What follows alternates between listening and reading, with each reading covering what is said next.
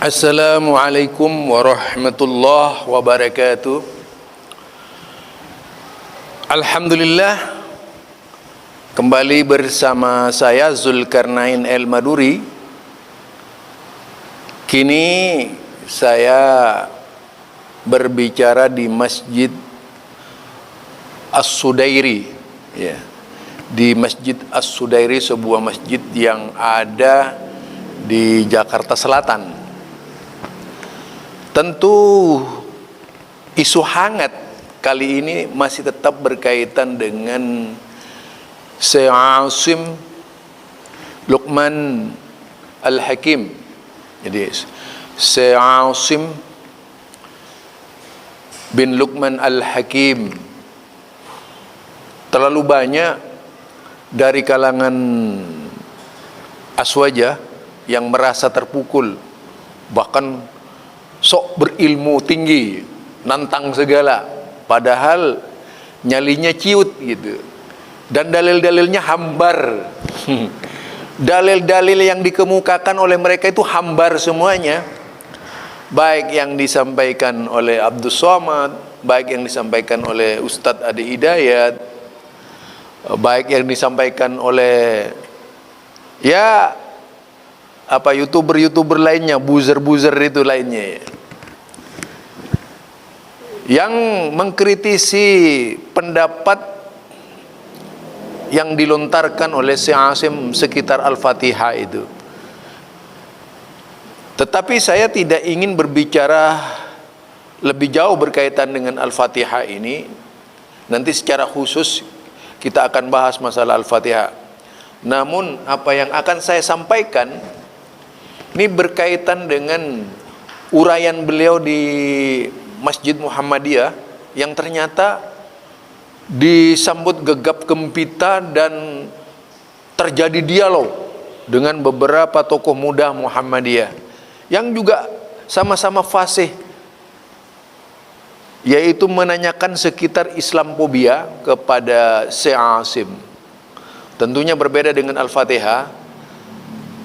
Yang jelas sampai sekarang masalah Al-Fatihah itu masih merupakan pendapat-pendapat belaka. Tidak ada dalil apapun tuh tentang Al-Fatihah yang harus dibaca di majelis itu, ya, yang pertama. Silahkan buktikan kepada siapa saja, tunjukkan bahwa Rasulullah membaca Al-Fatihah dalam sebuah majelis, atau imam yang 4 membaca Al-Fatihah dalam majelis-majelisnya. Jadi jangan omong kosong. Itu yang saya harapkan dari semua mereka yang merasa terusik. Jadi buktikan saja dalil, ya, bukan hanya pendapatnya, dalil yang membuktikan bahwasanya Imam Abu Hanifah di dalam majelisnya membuka majelisnya dengan Al-Fatihah. Juga Imam Malik membuka majelisnya dengan Al-Fatihah. Ini tantangan saya kepada siapapun. Juga Imam Syafi'i membuka majelisnya dengan Al-Fatihah. Juga Imam Ahmad bin Hambal membuka majelisnya dengan Al-Fatihah. Ini yang saya harapkan. Sampai sekarang masih pendapatnya ngawur semua itu. Tidak ada satupun yang memberikan pendapat dengan benar. Itu, ya, saya bukan membela Syekh Asim, tapi ini kebenaran. Dan sebenarnya bukan Syekh Asim, banyaklah dari kalangan ustadz-ustadz di Indonesia yang berwawasan manhaj salaf juga berpendapat seperti itu. Baik kepada KH Abdus Somad, baik kepada Ustadz Adi Hidayat, siapapun yang bisa menunjukkan dalil bahwa sudah terjadi dalam majelis-majelis para ulama salaf, mereka mendahului pengajian-pengajiannya dengan Al-Fatihah. Itu saja. Dijawab dengan benar, bukan omong kosong. Itu saja. Nah, mari kita dengar dialog antara Syekh Asim dengan pemuda-pemuda Muhammadiyah. Bagaimana sengitnya dialog yang mengarah kepada, yaitu pendapat-pendapat dari kalangan muda Muhammadiyah ketika bertanya dan menanggapi perkataan Syekh Asim. Yuk kita simak bersama. Thank you, Sheikh Asim. Actually, you still have more time. I'm not going to speak. But I think we'll be opening for the questions. As I may allow from this majlis, I think there's one person who already raised his hand, 2, 3.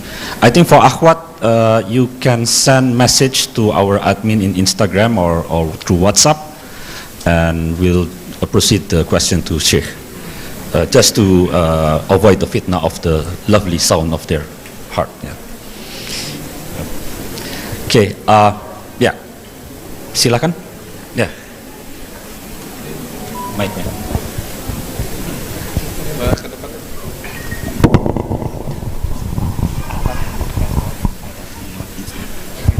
Oke, terima kasih. Assalamualaikum warahmatullahi wabarakatuh. Terima kasih sebelumnya kepada PP Muhammadiyah At-Tanwir sudah menyediakan diskusi ini gitu. Thanks also for Sheikh Asim. Barakallahu fiikum. Glad to meet you in person right now. So because I usually look at you on YouTube with your boom sound effect, and perhaps I think the vast majority of youngsters in here also looks on you on YouTube. So since the vast majority of the audience here are Indonesia, I will ask you in Indonesia also, but because this is the important topic. So okay, topik yang akan saya tanyakan tadi Sheikh juga sempat mention di awal gitu tentang bagaimana caranya untuk menghadapi hatred dari orang luar gitu. Ini tentang eksternal. Mungkin kita semua udah tahu gitu, untuk menghadapi hatred dari orang non muslim adalah menjadi muslim yang baik gitu. Tapi di Indonesia sekarang isu tentang, mungkin kalau saya sebut kata bid'ah, itu akan jadi satu hal yang bikin merinding gitu semua orang gitu. Mungkin sebagian orang di sini akan merinding, apaan sih bid'ah? Nggak usah ngebid'ah-bid'ahin orang lah gitu.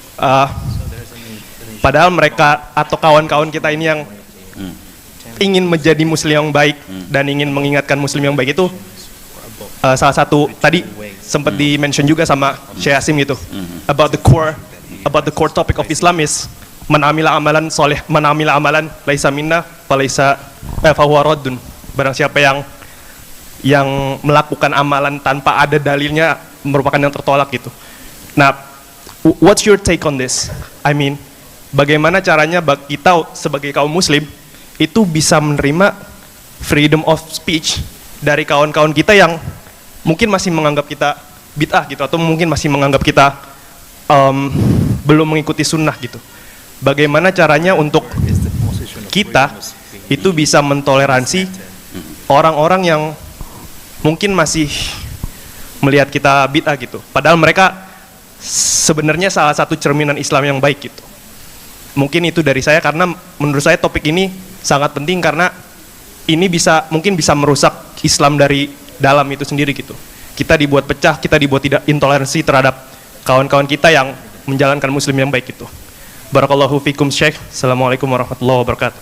Waalaikumsalam warahmatullahi wabarakatuh. Terima kasih.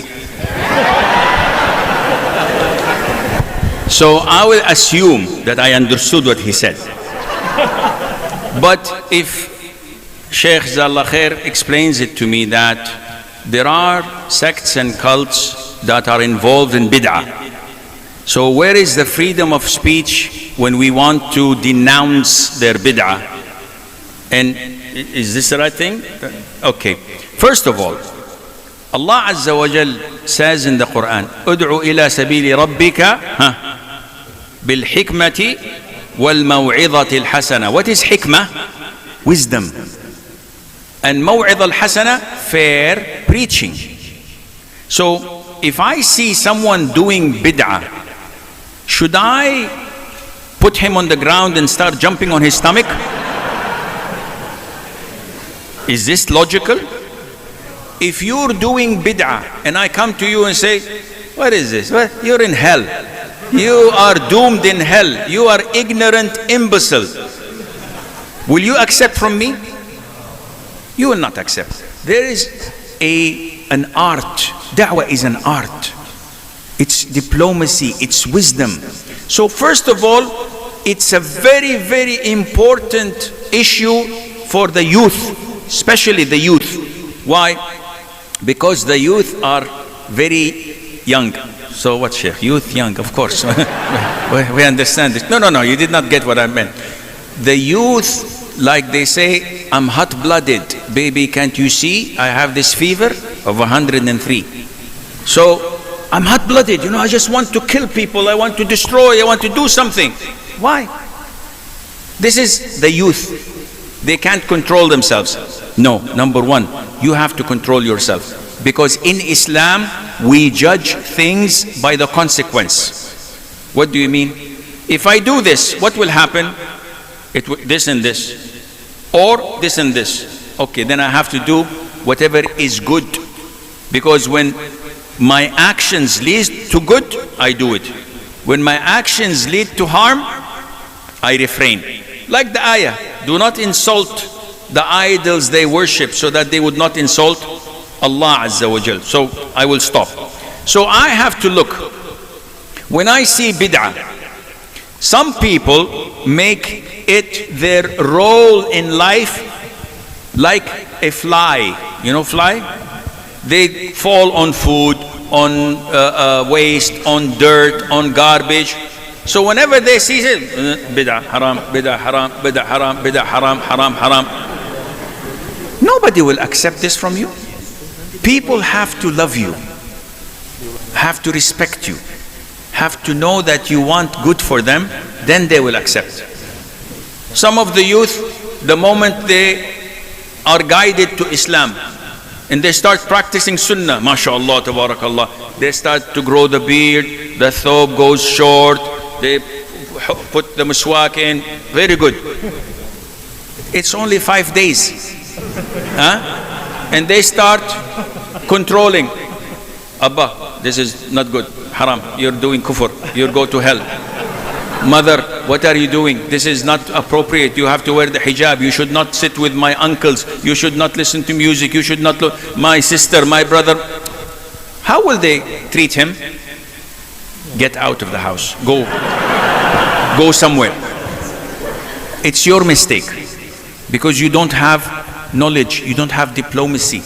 You have to know the consequence. If I do this, what will happen? Big problem? Stop. Little problem? No problem? Bismillah. Go ahead. So now we come to the people who do innovation. It is not my role to criticize. Oh, Jama'ah X, they're innovative. Jama'ah Y, they're very bad. Jama'ah W is this. And I just pick and choose. Who's right? Only me. I am the only one who's on the sunnah. Everybody else is in hellfire. This is wrong. Secondly, what was the way of the Prophet ﷺ? The way of the Prophet ﷺ was to give Islam, to show people what Islam is, not to attack others. So you, following the Sunnah, following the Quran and Sunnah with the understanding of the three favorite generation, teach the people this.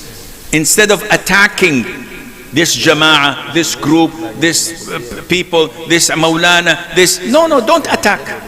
Just present Islam as it is. In the meantime, yes, we say. For example, we go and pray in Fajr in the masjid. This is a new bid'ah. Now everybody's looking, A new bid'ah, every day after Fajr Salah, and dhikr, people make sajda. What is this? It says sajda shukr. Every day? I said, yes, Allah has given me so much. This is bid'ah. When you say this, he looks at you. He's Wahhabi from Saudi. Subhanallah. Akhi, did the Prophet do this sajda? No. Did the companions do this sajda? No. So do you know more than them? He said, no, this is sajda for Allah, not for you. Akhi, this is bid'ah. So you have to have diplomacy. You have to know how to speak to them. It's not very easy. I hesitate 3-4 times before I speak to someone. because I know how he will feel against me.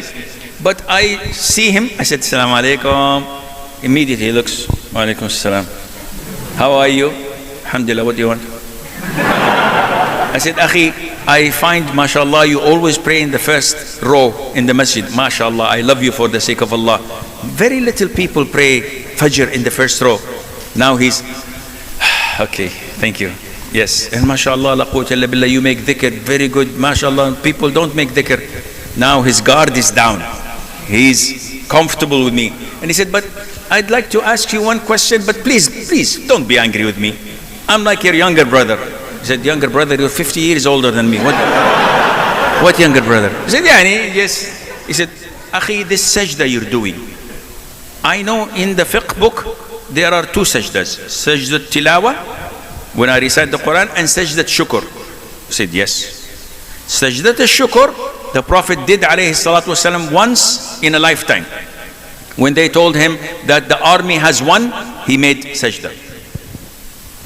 But what if my wife cooks good nasi goreng and ding ding and rangdang?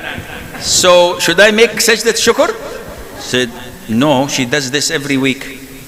Then what you're doing after Fajr is not from the Sunnah. Marriage, please forgive me. Wallahi, 99.99%. They will say, Jazakallah khair, Shaykh, Barakallah feek, thank you, and they stop. It is shaitan who's making us, hesitate and be afraid. But not everyone I have to go and say, Akhi, don't do this, don't do this, don't do this. You have to be diplomatic and you have to present the deen of Allah Azza wa Jal instead of criticizing people. I don't know if this answers your question. Do you want it in Bahasa? Inshallah, the translation with the Sheikh. Okay, Jazakallah. Sheikh, I would like to receive these two questions from the Akhwat, and they are anonymous. I don't know their names. That's good. One Are you good. Posing? Yeah. No. You don't know their name. So one good sharp question from her side is that how to answer or react from the Christian friends that says Islam has many branches, including Shia, Sunni, Ahmadiyya, and other Islam organizations. How should we answer upon that question? First of all, do I have to answer every question a Christian says against Islam? No. I have to present the real Islam. So when someone says Islam has many branches, Shia, Sunni, Ahmadiyya, not Muhammadiyya, Ahmadiyya, and so I said, listen, no, Islam has only one branch. It is the branch of the Prophet Muhammad sallallahu alaihi wasallam. This is Islam. Now, we talk usually to the Shia. When they say, no, you have to be Shia, you have to, I said, was the Prophet Shia? And they said, there was no Shia at the time of the Prophet. I said, Alhamdulillah, khalas. If there were no Shia at the time of the Prophet, why can't we be like the Prophet ﷺ? Khalas, end of story. So when they say to you this, you can say to them, okay, Christianity has Catholicism, the Orthodox, the Coptic, Protestants, and they have many books, they have this and this and this. This is not something you can say about a religion. The religion of Islam is found in the Quran, the Sunnah. You want to ask me a question? Ask me about Quran and Sunnah. And I hope this answers your question. Ada dari majelis sini? Oke, tadi. Ya, Pak Fahmi. Ini aja, Mas. Oke, sure.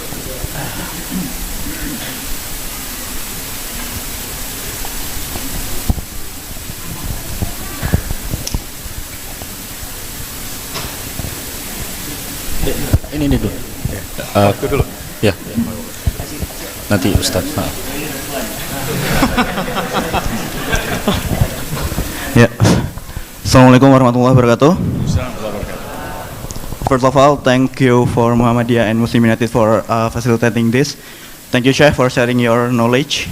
So, as you mentioned before, there are so many countries that sharing hatred about Islam, and you simply were saying boycott their product. It might be economic growth, might be distracted. Now, my question is about if in recent days the media plays a significant role to shaping public opinion about Islam, how do you think this impact effort to combat the Islamophobia that is shared by media right now? Thank you. Okay, first of all, the media tries, but they will never succeed. Because the religion is not mine or yours. It's Allah. And Allah in the Quran said that He will give victory to His word and to His religion. So I have no problem with that. The problem is, what did we do in the media to honor our religion? Now, if you go to the vast majority of Muslims' Instagram or Facebook or Face Hell, I don't know what, and you look into it, do you find in the timeline 10% about Islam? No. You will never find 10%, 5%, maybe 1%. And the rest is all about movies, about women, about their profile picture. I'm looking like this now today. And you see pictures, A'udhu Billah, what is this? Yeah, people are proud of their pictures and it's ugly. But they say, no, it's good, it's nice. And you get likes. Likes of what, ya akhi? If you put a picture of a dog, you will get likes. So the Muslims are not honoring their Islam. So the media will continue to write things about Islam, but nobody believes it. Nobody believes that this is bad about Islam, because Muslims, alhamdulillah, are strong. But we have to see what have we presented to Islam. So when the media does bad things, what should we do? Burn? Demonstrate? Protest? No. We write good things about Islam. We be proactive and positive, inshallah. Thank you, Sheikh. A question from Akhwat is about how do you forecast or read in the future, in the next 10 years of Islam itself, and how the youth should be prepared for that in coming days? My crystal ball is in the room.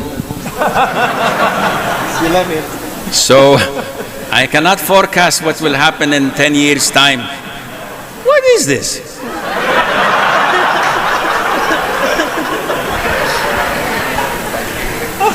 Now, why do I say this? I could have said, inshallah, in 10 years' time, the Muslims will be stronger, the beards will be longer, but this is not reality. You want what's beneficial. What's beneficial is not what's in 10 years. What's today? You ask yourself, do I pray 5 times a day on time? Oh, Fajr, Sheikh, it's very early, I can't, I pray it at 7 o'clock, and Dhuhr is this, and Asr, sometimes I get sleepy, but Alhamdulillah, Maghrib I pray on time. And you want a forecast after 10 years? You will be in hell. What? Pray on time, abide by the law of Allah Azza wa Jal, the Sharia, deal with Muslims like Muslims. If you took their money unlawfully, give it back to them. Don't cheat, don't deceive. How is your relationship with your parents? Are you disobedient? Go and kiss their feet and say, I'm sorry, and be good to them. How is your relationship with your kinship? I haven't seen my uncle in 6 years. Why? Because he lives in the next street. Subhanallah. You will never enter Jannah if you cut your kinship. And this is your forecast. Don't look about the Muslims' forecast. Who cares? I don't care about you. I care about myself. If you all go to Jannah and I go to hell, no, the hell with you all. You go to hell, I go to Jannah. Let's be clear. I don't care about you. I care about myself. If I go to Jannah, inshallah you all come. No problem. But I don't put you in Jannah and then maybe I go to hell. No. So don't care about the forecast. What will happen? Care about what Allah will ask you in your grave. What Allah will ask you on the day of judgment. This is all what you care about. As for the forecast, I know 10 years, 20, 100 years, Allah will make this religion victorious. So when Mahdi comes, when Isa, peace be upon him, descends, the victory would be inshallah to Islam. When? I don't know. But I will not wait and say, inshallah Mahdi will come. Okay. We need you to go and give a lecture. No, Mahdi will come. Inshallah everything is good. No. You have to act. You have to do something. You have to show Allah Azza wa Jal your sincerity, and then Allah will take care of His religion. Yeah. Ustaz. Yeah. Baik. Assalamualaikum warahmatullahi wabarakatuh. I'm Fahmi Salim from Council of Tabligh, Central Board Muhammadiyah. Wajih soal li fadilatikum. Kana hunaka man ya'maluna al-karahiyah lil Islam laysa faqat min al-ajanib aw al-kuffar aw al-musyrikin bal aidan yani alladhina yakrahuna al-Islam hum min jumlatil muslimin. Kama fi Al-Quran hum yusammuna al-munafiqin fi surat At-Taubah. Jadi di dalam surat At-Taubah 64 sampai 66 itu salah satu apa yang dilakukan oleh kaum munafik, bagian dari kaum muslimin adalah suka mengolok-olok, mengejek Allah dan Rasulnya. Inilah kebagian dari Islamofobia. Apa metode yang terbaik bagi kita untuk menyikapi atau merespon golongan muslim yang melakukan Islamofobia? Ma hiwa al-manhajul amthal lita'amul ma'al munafiqin alladzina yastahzi'una bid-din billah war rasul. Syukran. Assalamualaikum. Wa alaikum assalam wa rahmatullahi wa barakatuh. So, if you read Surah Al-Baqarah, Allah speaks in the first 2-3 ayahs about al-mu'minin, and then 2-3 ayahs about al-kuffar, and then 8-9 ayahs about al-munafiqin, about the hypocrites. The hypocrites are everywhere. And in the beginning, there were no hypocrites in Mecca. Why? Because Islam was weak. When they went to Medina and Islam became strong, then the hypocrites appeared. Whenever Islam is strong, hypocrisy becomes widely spread because they are enemies of Islam. They cannot attack Islam, because if they attack Islam, people will fight with them. So what to do? They work from underground. They put doubts in your head about Islam. Oh, this is not hadith sahih. No, hadith is not good. We only believe in Quran. What about the hadith? No, hadith may be corrupt, may be this. We don't believe in hadith. We are Quraniyun. We believe only in the Quran. Whoever believes in the Quran and rejects Sunnah is a kafir. I don't have to sugarcoat it, because Allah says in the Quran, you have to follow the Prophet ﷺ, you have to follow the Sunnah. وَمَن يَتَّبِعْ غَيْرَ سَبِيلِ الْمُؤْمِنِينَ وَمَن يُشَاقِقِ الرَّسُولَ مِن بَعْدِ مَا تَبَيَّنَ لَهُ الْهُدَى وَيَتَّبِعْ غَيْرَ سَبِيلِ الْمُؤْمِنِينَ نُوَلِّهِ مَا تَوَلَّى. Whoever goes against the Prophet ﷺ and follows other than the way of the believers, we will put him in hell. So we have to know that the hypocrites, they will come and try to undermine Islam. How to deal with them? We have to expose them. We have to show the people that this is against Islam without giving takfir. We're not ISIS. We don't give takfir. But we have to expose them. Allah says in the Quran, وَلَتَعْرِفَنَّهُمْ فِي لَحْنِ الْقَوْلِ. You should identify the hypocrites in the way they speak.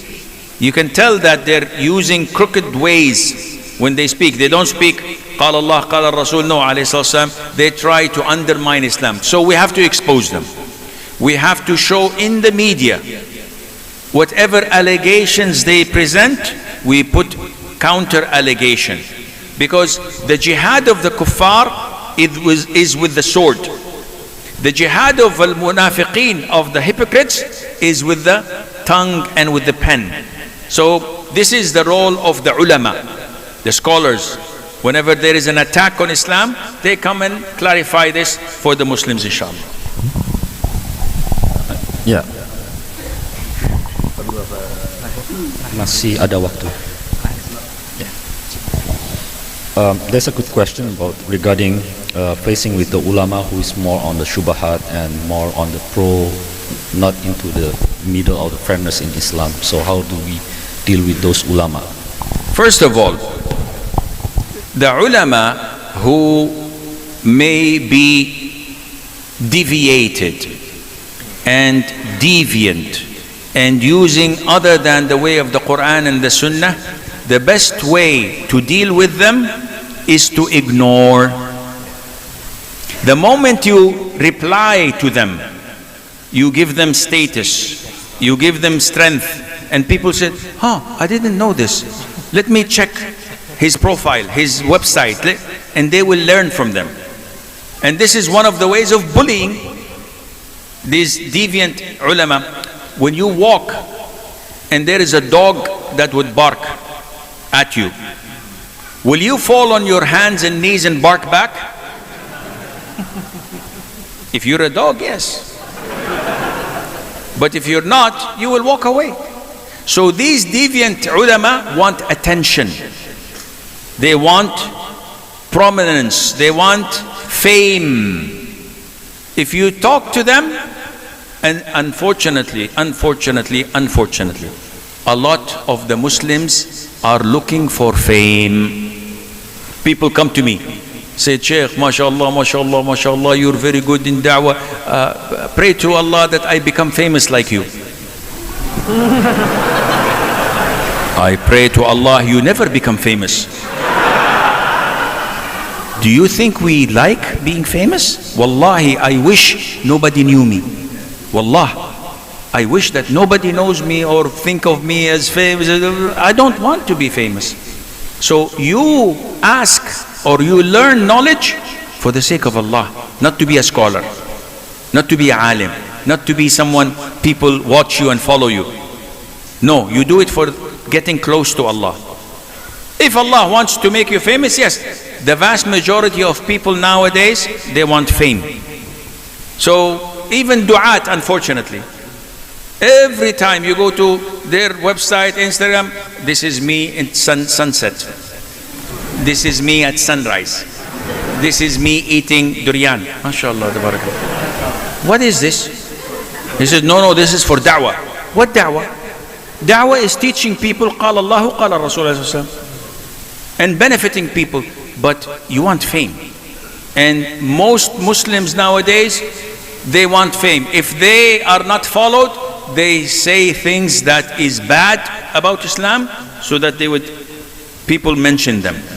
And this is very dangerous. It would take people to hell. May Allah protect us all.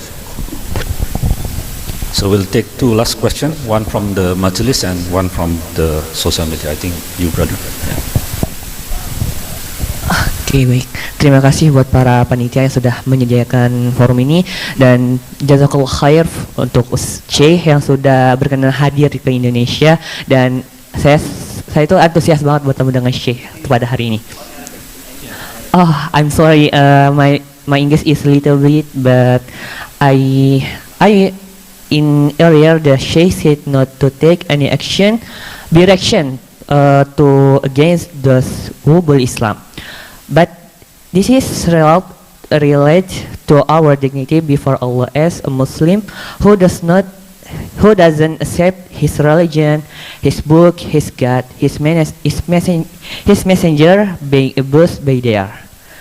In accordance with that, with what was conveyed by our scholar Buya Hamka, rahimahullah, if you are silent when your religion is insulted, replace your clothes with shorts.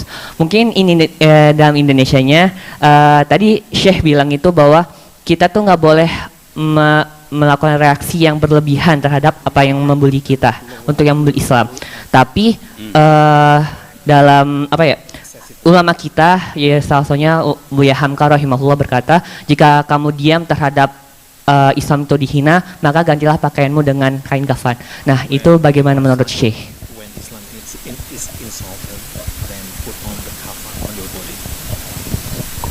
I don't know if I understood the question correctly, but if I understood it, then Alhamdulillah, if not, correct me.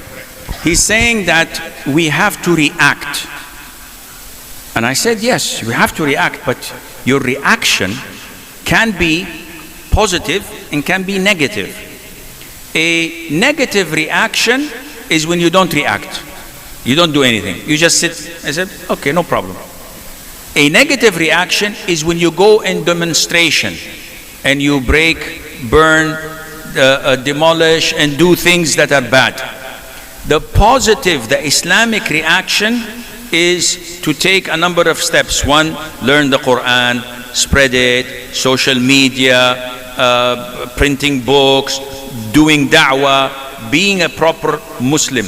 This is the best reaction to it, because when you just demonstrate and protest, this is what you find in Bangladesh, in Pakistan, in Indonesia, in other countries. Every time something happens, let's go to the streets. And people protest. MashaAllah. Then what? Nothing. Next week, protest. Protest. This is not the doing of the companions, alayhi salatu wasalam, nor the tabi'een. This is against Ahlus Sunnati wal Jama'ah. This is for hooliganism.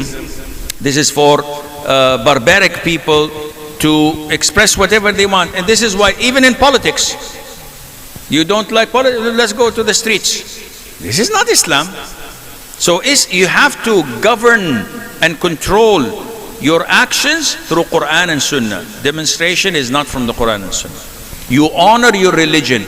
You honor the Quran by the steps we mentioned earlier, and Allah knows best. Yeah, one last question. The question came from the YouTube, and her she was asking about your opinion on the involvement of women in politics, and is it practical, or it's not right or wrong, something like that. Okay, so women will hate me. Join the club. Welcome. Yeah. In Islam, let's look at women involvement in Islam.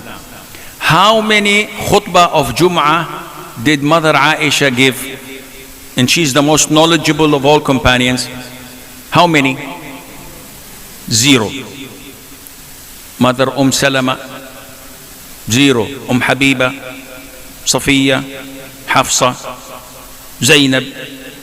All the mothers of the believers who are close to the Prophet and knowledgeable never participated in politics, never participated in public speeches. Nowadays we have beautiful sisters coming in my place and giving khutbah to men.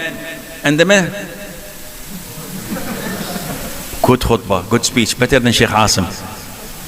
This is not halal. The Prophet said, alayhi salatu wasalam, and this is in the masjid, we are in the masjid, the best row for men is the first. The worst row for men is the last. The best row for women is the last. And the worst row for women is the first. Why? Allah is telling you, keep women and men segregated and far away. This is what Allah says. This is what the Prophet taught, alayhi salatu wasalam. The Prophet said, إِيَّاكُمْ وَالدُّخُولَ عَلَى النِّسَىٰ. Do not enter upon women. Meaning women are in a room, do not enter. So one man said, O Prophet of Allah, أَرَأَيْتَ الْحَمُ? What about my brother? To come into women, you know, the brother-in-law, my uncle, my relatives. I trust them, they're my relatives. The Prophet said, Al-hamu al-maut. If you want death to come to your wife and women folk, allow your brothers and non-mahram to come and mix. This is the Prophet saying, Ayyusam. Nowadays, no, this was Sheikh 15 centuries ago. Now it's okay, it's free. We have Indonesia Got Talent. So, no problem, women come and dance and sing, but alhamdulillah, wearing hijab. Alhamdulillah, alhamdulillah. What is this? This is Islam? Don't say this is Islam. She's wearing hijab because her hair is afro. Not because she's fearing Allah. I see women wearing hijab and they wear leggings and they wear tight clothes, they're covering their hair. Yeah, because it's not well prepared. This is not Islam. Women should be in their homes.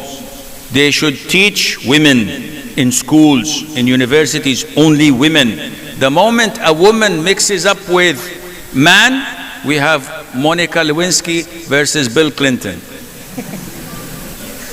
Bill Clinton, American president, married to a beautiful Hillary Clinton. That was 30, 40 years ago when she was.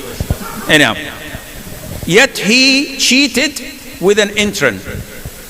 Because this is free mixing. So no, women in politics is zero accepted in Islam. You stay with the women, teach them and be with them and mix with them as you wish. 7 days a week, no problem. The moment you come with men, this is not a very good and positive thing at all. Before your closing statement, I think we give the floor for Dr. Suprapto to give his view on what we have discussed. Class are finished. I think we still need.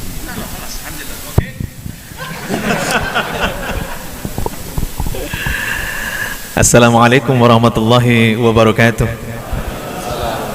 Alhamdulillah wahdah wassalatu wassalamu ala Rasulillah Muhammad ibn Abdullah wa ala alihi wa sahbihi wa mawalah.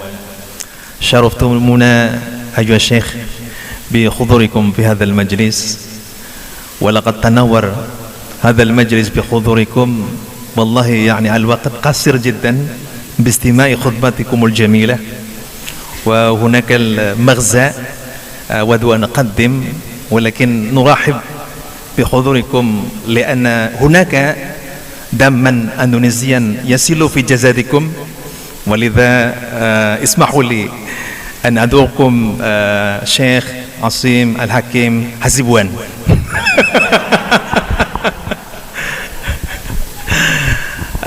Brothers and sisters in Islam, it is indeed a very special moment for us to meet. Ya, bahasa Indonesia ya. Jadi luar biasa.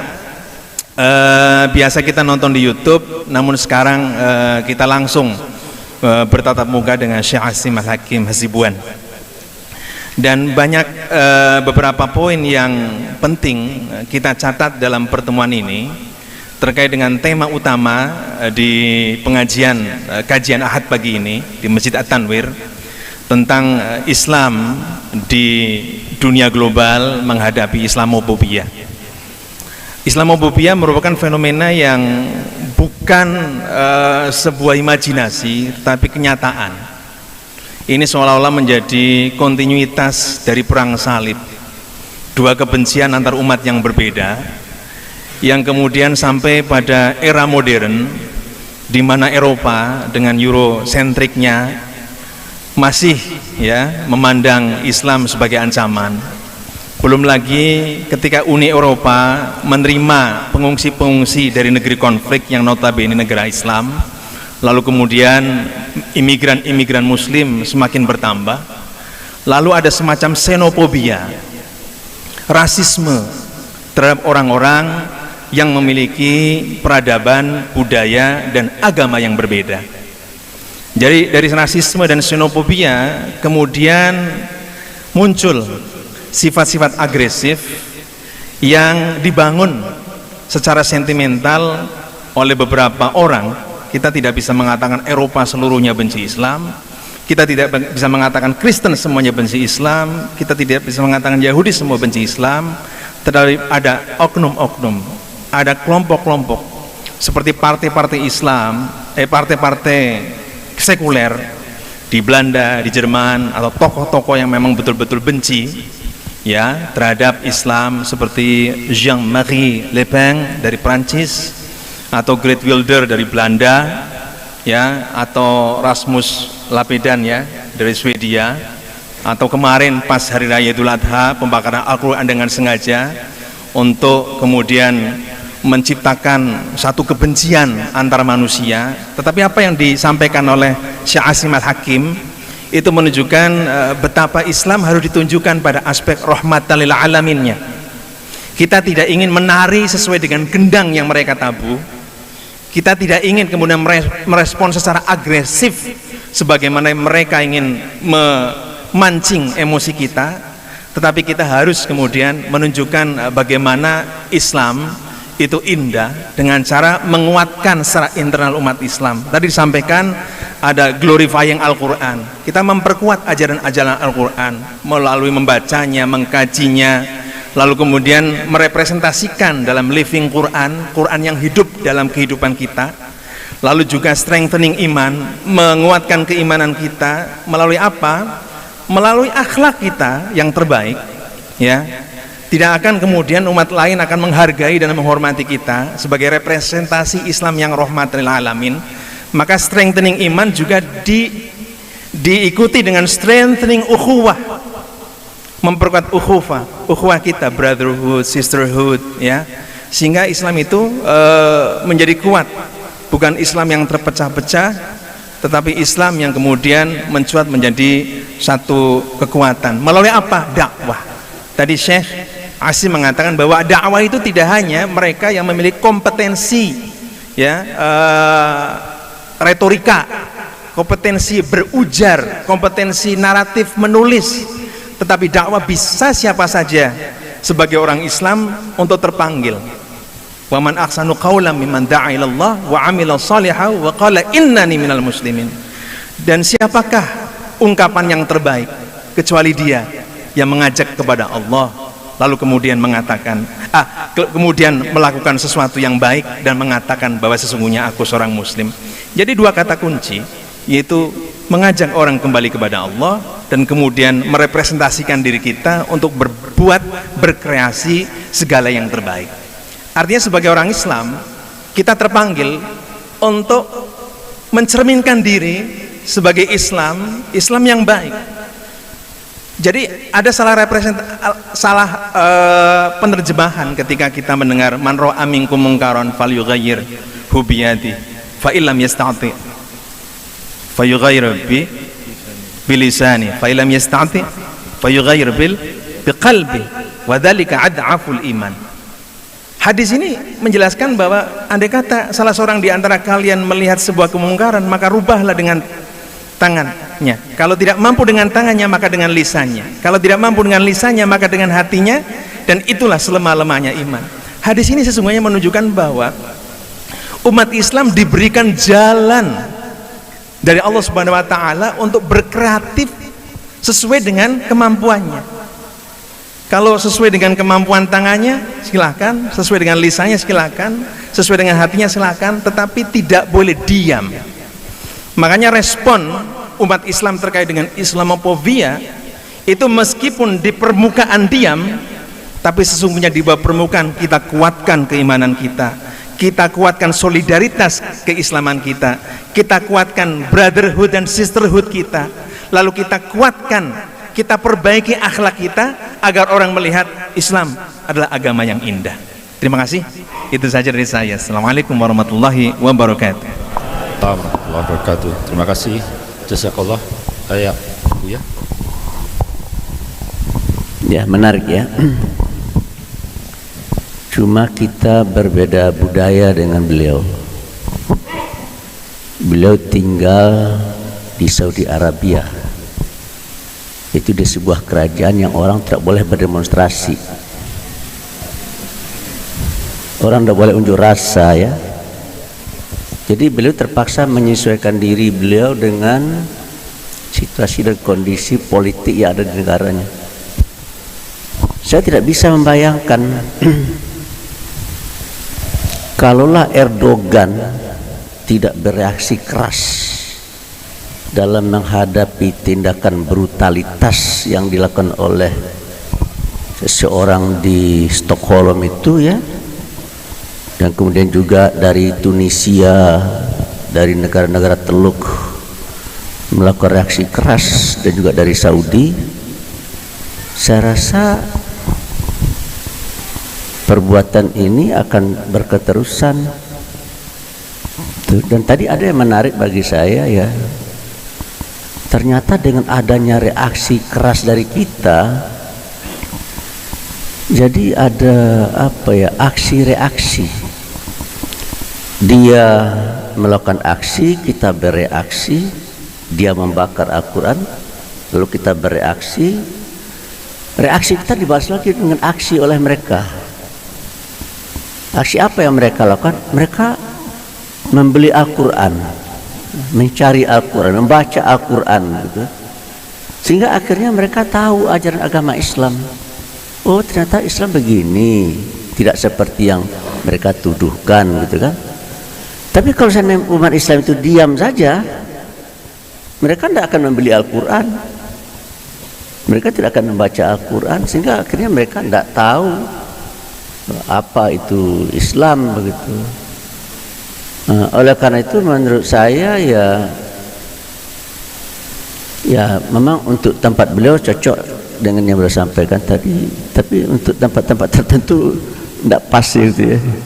Untuk menghadapi barat yang seperti itu, kalau seandainya kita diam saja membalas dengan amal soleh gitu ya, tunggu kemana ya. Jadi ini penting ya, ini dialog budaya lah. Dalam kesimpulan saya, beliau datang dari satu budaya, kita datang dari satu budaya yang lain. Cuma dalam kesimpulan saya ya, selama umat Islam masih belum bisa menguasai ekonomi dan politik, maka selama itu pula lah menurut saya umat Islam ini akan dihina, akan dilecehkan oleh orang lain. Oleh karena itu bagi saya yang terpikir begini ya, ada firman Tuhan begini, wa tilkal ayyamu nudawiluha bainan nas.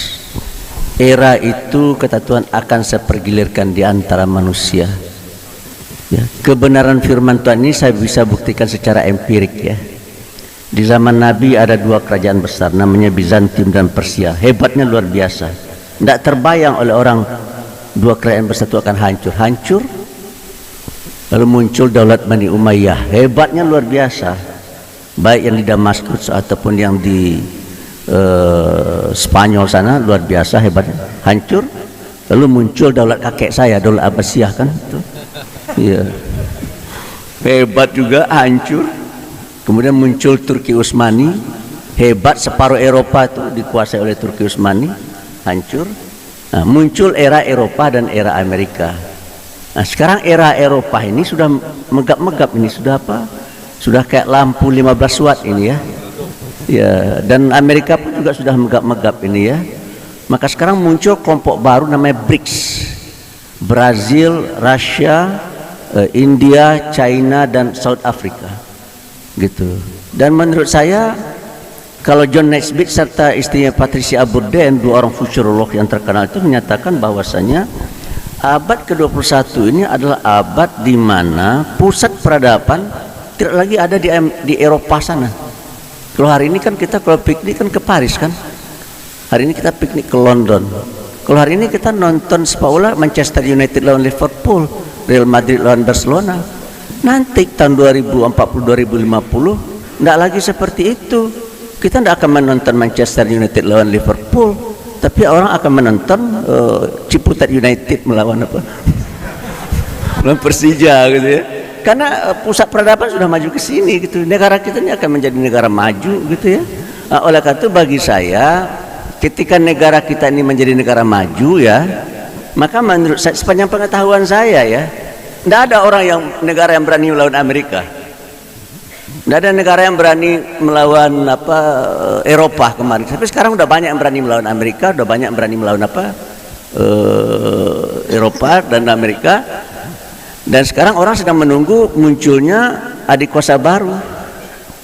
Dan nampaknya yang akan menjadi adik kuasa baru itu adalah Cina yang pertama, yang kedua India, yang ketiga Amerika, tetap yang keempat negara kita. Oleh karena itu menarik bagi saya ya, kata-kata yang disampaikan atau nasihat atau tausiah yang disampaikan oleh seorang ayatullah di Iran ketika saya bertamu ke Teheran. Katanya umat Islam akan kembali memimpin dunia. Tapi umat Islam yang akan kembali memimpin dunia itu bukanlah umat Islam dari Timur Tengah, bukan umat Islam dari Turki, bukan umat Islam dari Iran.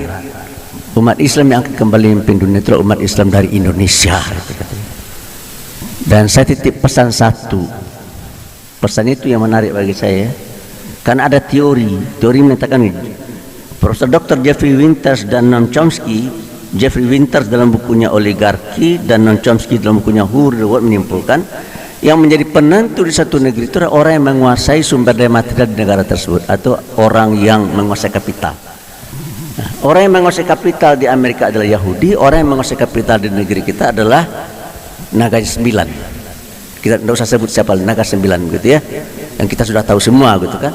Tetapi menurut saya Naga 9 ini akan bisa kita kalahkan kalau seandainya firman Tuhan kita ikuti. Beliau kan selalu menganjurkan kita supaya mengikuti Al-Quran dan Sunnah. Apa kata Al-Quran dan Sunnah? Wa'tasimu bihablillah jami'a wala tafarraqu. Berpegang teguhlah kamu kepada Allah dan jangan berpecah belah. Nah, si Ayatullah ini punya pesan. Pesan ini saya merasa penting dan perlu menyampaikan kepada kita semua. Dia pesan begini: Indonesia, umat Islam akan kembali memimpin dunia dan umat Islam akan kembali dunia terhadap umat Islam dari Indonesia. Untuk itu saya berpesan, tolong ukhuwah Islamiyah antara NU dan Muhammadiyah dijaga. Bagus sekali. Cuma bagaimana caranya itu yang bingung saya. Terima kasih. Assalamualaikum warahmatullahi wabarakatuh. Assalamualaikum warahmatullahi wabarakatuh. Okay, Sheikh Asim, we still have time, around 5 minutes before Zuhur, and then after your closing statement, then we'll arrange this place for the Ikhwan, and then some of the Akhwat will go up. Okay. For your time. Brief statement. Brief statement. I pray to Allah Azza wa Jal that He makes us better than what people think of us, and that He guides us to following Islam, true Islam, not individuals. Don't look at people as infallible. They don't make mistakes. No, we're humans. But we have to try our level best to follow those who follow the Quran and the Sunnah with the understanding of the three favorite generations, the Sahaba, the Tabi'een, and the Tabi'it Tabi'een. These are what we aspire to follow, and we pray to Allah subhanahu wa ta'ala that He makes us live on Islam, and that Allah Azza wa Jal makes us die on Islam, and that Allah Azza wa Jal makes us steadfast on this religion until the day we meet Him, without changing, without innovating, without diverting, without compromising our religion. Because nowadays a lot of the people compromise Islam to the highest bidder. How much you pay? I give you fatwa. This is not the real Islam. The real Islam is to say what you believe that pleases Allah alone, not what pleases politics or what pleases the government. Because if you cannot say the truth, the least you could do is shut up, but don't change. So we pray to Allah Azza wa Jal that we live upon Islam, upon the Sunnah of the Prophet ﷺ, and we die upon it, and we raise our children to abide by it and to become real true Muslims in this life and the hereafter. Wa sallallahu wa sallam wa barak ala nabiyyina Muhammad. Jazakallahu khair, Syekh Asim. Saya kira kita udah di ujung acara di majelis ini, dan banyak hikmah yang kita peroleh dari pesan-pesan yang beliau sampaikan pada kita, dan saya berharap kita bisa mengakhiri majelis ini dengan doa kafatul majelis. Untuk selanjutnya ada pengarah dari Mas Ustadz Ihsan.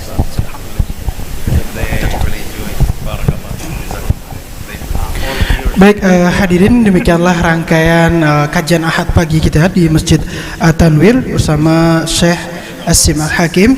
Dan kami informasikan kepada para jamaah, untuk jamaah ikhwan nanti sholat zuhur berjamaah di lantai 2, dan juga untuk jamaah akhwat nanti di lantai 4. Kecuali lansia kami persilakan untuk di lantai 2, nanti akan ada pembatas untuk ibunda lansia dan kami minta nanti untuk jamaah akhwat untuk bergeser ke lantai 4 untuk melaksanakan sholat zuhur berjamaah. Dan baiklah hadirin, demikianlah rangkaian sebelumnya ada penyerahan kenang-kenangan untuk Syekh Asim Al-Hakim dari panitia pelaksana. Kami persilahkan.